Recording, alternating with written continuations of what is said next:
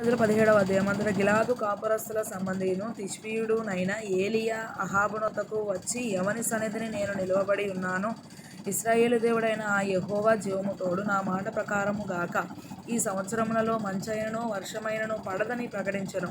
పిమ్మట యెహోవా వాక్కు అతనికి ప్రత్యక్షమై, నీవు ఇచ్చట నుండి తూర్పు వైపునకు పోయి యొర్దానునకు ఎదురుగానున్న కెరీతు వాగు దగ్గర దాగియుండుము. ఆ వాగు నీరు నీవు త్రాగుదువు. అచ్చటికి నీకు ఆహారము తెచ్చునట్లు నేను కాకోలములకు ఆజ్ఞాపించితినని అతనికి తెలియజేయగా, అతడు పోయి యెహోవా సెలవు చొప్పున యొర్దానునకు ఎదురుగానున్న కెరీతు వాగు దగ్గర నివాసము చేసెను. అక్కడ కాకోలములు ఉదయమందు రొట్టెను మాంసమును, అస్తమయమందు రొట్టెను మాంసమును అతని యొద్దకు తీసుకొని వచ్చుచుండెను.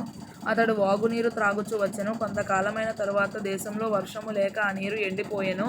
అంతట యెహోవా వాక్కు అతనికి ప్రత్యక్షమై ఇలాగు సెలవిచ్చెను, నీవు సీదోను పట్టణ సంబంధమైన సారెపతు అను ఊరికి పోయి అచ్చట ఉండుము. నిన్ను పోషించుటకు అచ్చటనున్న ఒక విధవరాలికి నేను సెలవిచ్చితిని. అందుకు అతడు లేచి సారెపతునకు పోయి పట్టణపు గవని యొద్దకు రాగా, ఒక విధవరాలు అచ్చట కట్టెలు ఏరుచుండుట చూచి ఆమెను పిలిచి, త్రాగుటకై పాత్రతో కొంచెము నీళ్లు నాకు తీసుకొని రమ్మని వేడుకొనెను. ఆమె నీళ్లు తేబోవుచుండగా అతడు ఆమెను మరలా పిలిచి, నాకొక రొట్టె ముక్కను నీ చేతిలో తీసుకొని రమ్మని చెప్పెను. అందుకు ఆమె, నీ దేవుడైన యెహోవా జీవము తోడు, తొట్టిలో పట్టెడు పిండియు బుడ్డిలో కొంచెము నూనెయు నా యొద్దనున్నవే గాని అప్పం ఒకటైనా లేదు. మేము చావకముందు నేను ఇంటికి పోయి వాటిని నాకును నా బిడ్డకును సిద్ధము చేసి కొనవలెనని కొన్ని పుల్లలు ఏరుటకై వచ్చితినెను. అప్పుడు ఏలీయా ఆమెతో ఇట్లనెను, భయపడవద్దు, పోయి నీవు చెప్పినట్లు చేయుము. అయితే అందులో నాకొక చిన్న అప్పము మొదట చేసి నా యొద్దకు తీసుకొని రమ్ము. తరువాత నీకును నీ బిడ్డకును అప్పములు చేసుకొనుము.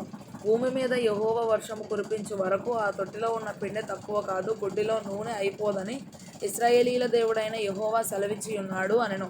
అంతటా ఆమె వెళ్ళి ఏలీయా చెప్పిన మాట చొప్పున చేయగా, అతడును ఆమెయు ఆమె ఇంటివారును అనేక దినములు భోజనము చేయుచు వచ్చిరి. యెహోవా ఏలీయా ద్వారా సెలవిచ్చిన ప్రకారము తొట్టిలో ఉన్న పిండి తక్కువ కాలేదు, బుడ్డిలో ఉన్న నూనె అయిపోలేదు.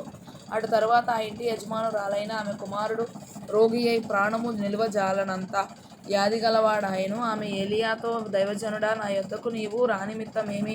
నా పాపమును నాకు జ్ఞాపకము చేసి నా కుమారుని చంపుటకై నా యొద్దకు వచ్చితివా అని మనవి చేయగా, అతడు, నీ బిడ్డను నా చేతికిమ్మని చెప్పి ఆమె కౌగిటిలో నుండి వానిని తీసుకొని తానున్న పై అంతస్తు గదిలోనికి పోయి తన మంచం మీద వాని పరుండబెట్టి, యెహోవా నా దేవా, నన్ను చేర్చుకొన్న ఈ విధవరాలి కుమారుని చంపునంతగా ఆమె మీదికి కీడు రాజేసితివా అని యెహోవాకు మొరపెట్టి, ఆ చిన్నవాని మీద ముమ్మారు తాను పార చాచుకొని, యెహోవా నా దేవా, నా మొర ఆలకించి ఈ చిన్నవానికి ప్రాణం మరలా రానిమ్మని యెహోవాకు ప్రార్థింపగా, యెహోవా ఏలీయా చేసిన ప్రార్థన ఆలకించి ఆ చిన్నవానికి ప్రాణం మరలా రానిచ్చినప్పుడు వాడు బ్రతికెను.